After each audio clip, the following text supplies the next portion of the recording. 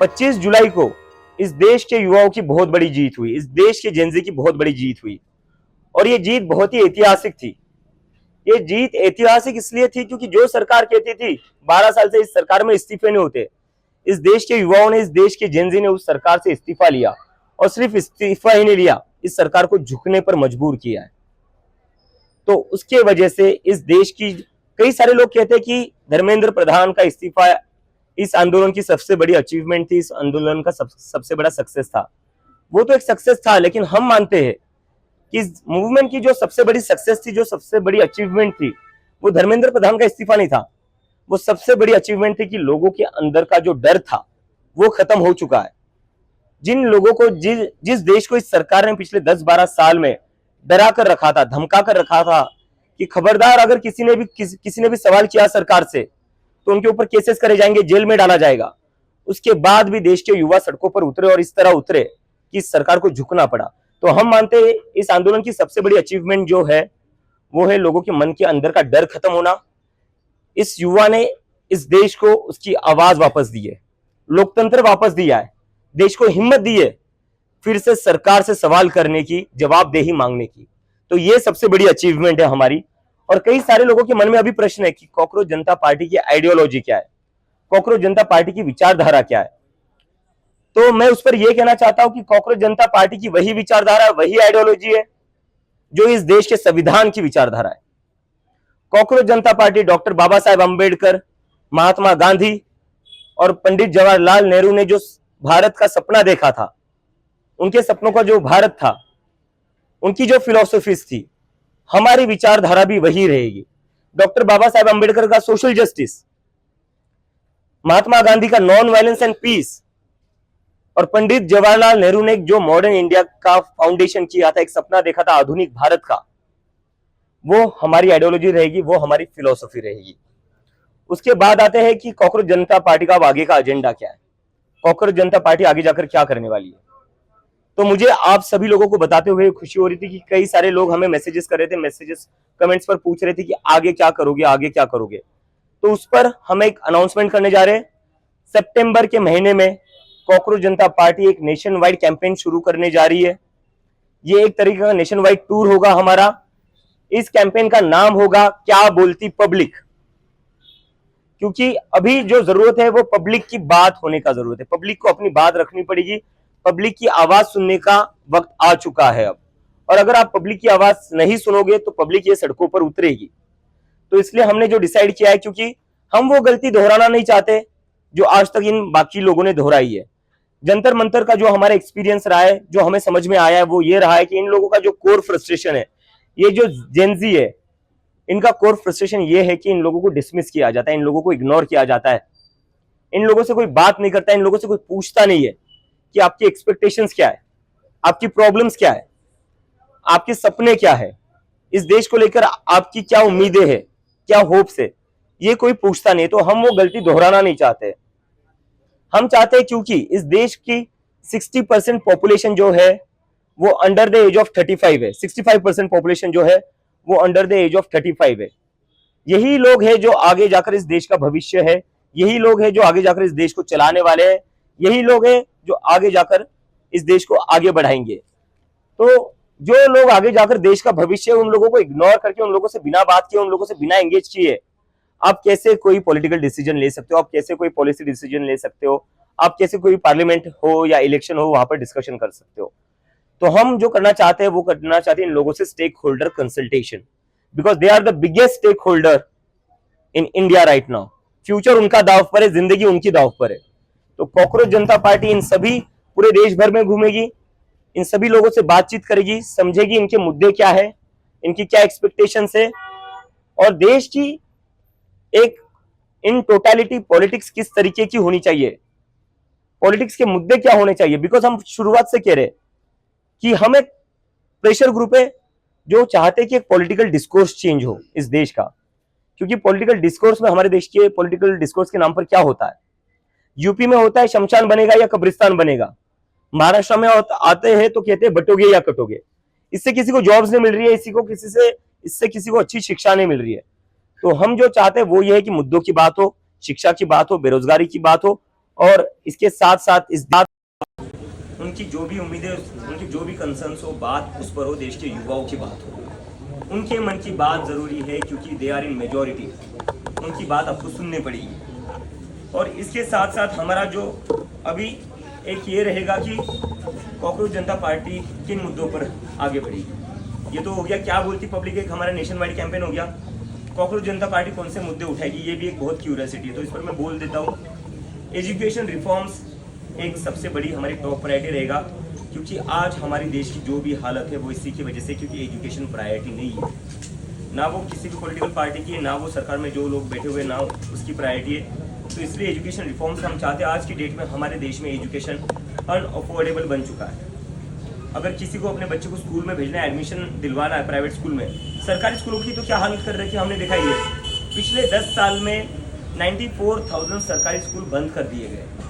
इन स्कूलों को सुधारा जा सकता था, रेनोवेट किया जा सकता था, लेकिन सरकार ने क्या चुना? सरकार ने सरकारी स्कूल को बंद करना चुना, क्योंकि फायदा इससे सीधा प्राइवेट स्कूलों को होगा। तो सरकार की तो कहीं पर भी प्राथमिकता नहीं है कि कैसे ज़्यादा से ज़्यादा बच्चों को एजुकेशन मिले। हम वो बदलना चाहते हैं। हम चाहते हैं कि ये जो शिक्षा को इतना एक्सपेंसिव बनाया है, स्कूलिंग को इतना एक्सपेंसिव बनाया हुआ है, वो एक तो पहले कम हो जाए। कैसे कोई family, middle class family, lower middle class family अपने बच्चे को अच्छा एजुकेशन दिला सकती है, जब उनको हर साल 1-1.5 लाख की तो फीस ही देनी पड़ती है फर्स्ट या सेकंड स्टैंडर्ड के लिए। उतनी तो ना इनकम होती है, ना सेविंग्स होती है फैमिलीज की। जो परिवार 40-50 हज़ार कमाता है, घर चलाने में उसके 30-40 हज़ार जाएंगे, बचेगा क्या? बचेंगे 10 हज़ार हर महीने के। कहाँ से एक साल के वो 1-1.5 लाख भरेंगे? तो ये सबसे पहले कम होना चाहिए। प्राइवेट स्कूलों पर कैप लगना चाहिए फीस के रिगार्डिंग। सरकारी स्कूलों पर सरकार को काम करना पड़ेगा। आपकी जिम्मेदारी है सरकारी स्कूल चलाना। जिस तरह से अपने डीमोनेटाइजेशन के बाद हर जिले में अपने मुख्यालय खोल दिए थे, अपने हेडक्वार्टर्स खोल दिए थे, आपने क्यों वैसे स्कूल्स नहीं खोले? उल्टा आप स्कूल बंद करते गए हो। तो ये नहीं चलेगा। एजुकेशन रिफॉर्म जरूरी है।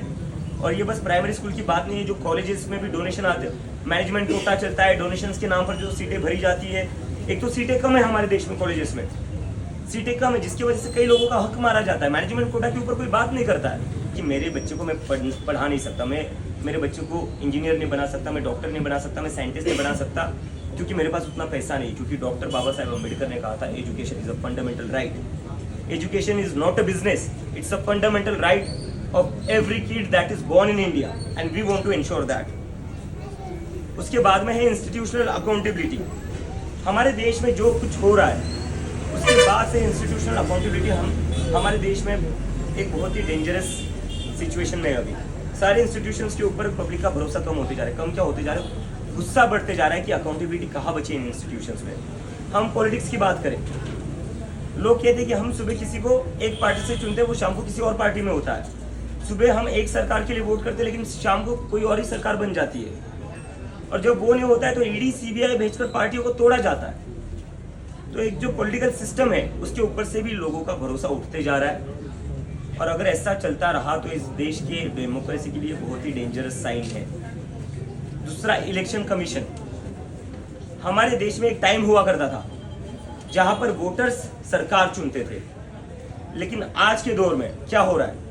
सरकार चुन रही है कि वोटर कौन होगा, सरकार चुन रही है कि कौन वोट नहीं करेगा, कौन वोट डालेगा। तो डेमोक्रेसी ऐसे नहीं चल सकती। तो इस पर इलेक्शन कमीशन की जो अकाउंटेबिलिटी है वो भी फिक्स करनी पड़ेगी। अगर इलेक्शन कमीशन की अकाउंटेबिलिटी फिक्स नहीं करेंगे तो ये देश में इलेक्शन मैनिपुलेशन होता रहेगा, और उससे उसके बाद नाम के इलेक्शंस रह जाएंगे। It will just become a formality, जो हम नहीं चाहते।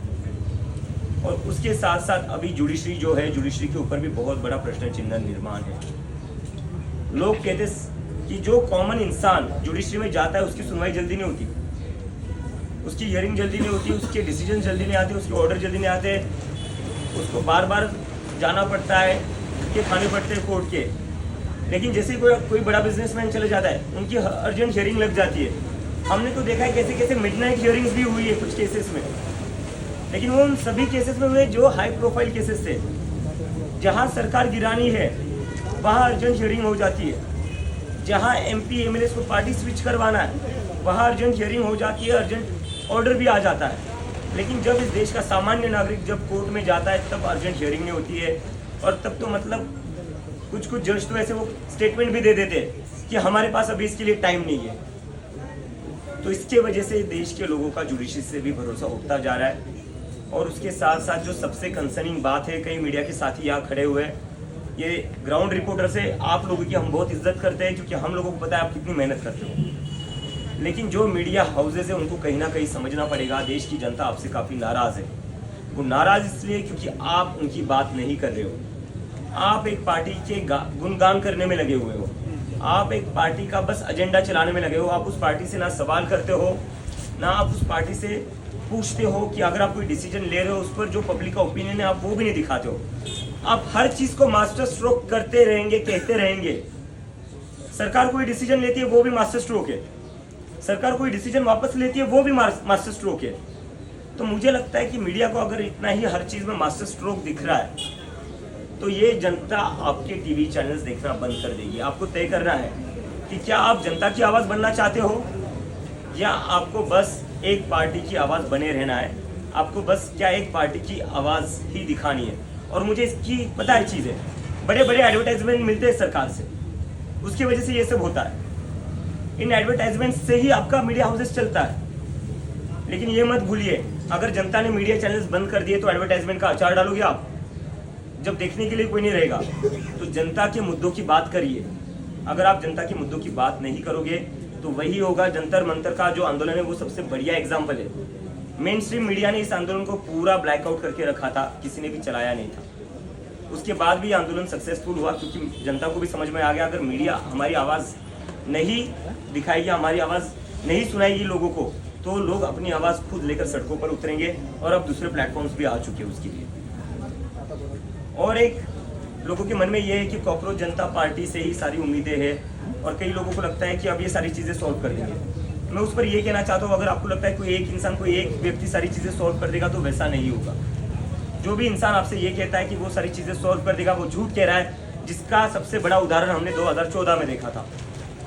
कोई एक इंसान, कोई एक व्यक्ति, कोई एक ऑर्गेनाइजेशन कभी भी इतने बड़े देश का जो इतना डाइवर्स है उसका सोल्यूशन नहीं दे सकता है। इसके लिए हम जितने भी लोग हमारी मूवमेंट से जुड़े थे या आगे जुड़ना चाहते हैं, जितने भी NGOs हो, जितने भी सोशल एक्टिविस्ट हो, सिविल सोसाइटीज़ हो, जितने भी ऑर्गेनाइजेशंस हो जो काम करते हैं अलग अलग चीज़ों पर, चाहे एजुकेशन हो, चाहे हेल्थ हो, चाहे और कोई इश्यूज़ हो, उन सभी से हम बातचीत करेंगे। उन सभी का हम एक ब्रॉडर कोएलिशन बनाएंगे क्योंकि अभी जो देश को ज़रूरत है वो ज़रूरत है सभी लोगों को अपने पॉलिटिकल आइडियोलॉजीज़ से ऊपर उठकर एक साथ आने की और देश के लिए एक ऐसा ग्रुप बनाने की जो इस सरकार पर प्रेशर डाल सके, बाकी पॉलिटिकल पार्टियों पर प्रेशर डाल सके कि अब तो तुम्हें जनता की बात सुननी पड़ेगी, क्योंकि अब तो तुम्हें जो जनता कहेगी वही करना पड़ेगा, क्योंकि this is what democracy is, of the people, by the people, for the people.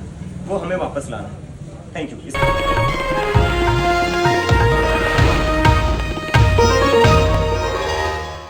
Copyright disclaimer under Section 107 of the Copyright Act 1976. Allowance is made for fair use for purposes such as criticism, comment, news reporting, scholarship, and research. Fair use is a use permitted by copyright statute that might otherwise be infringing.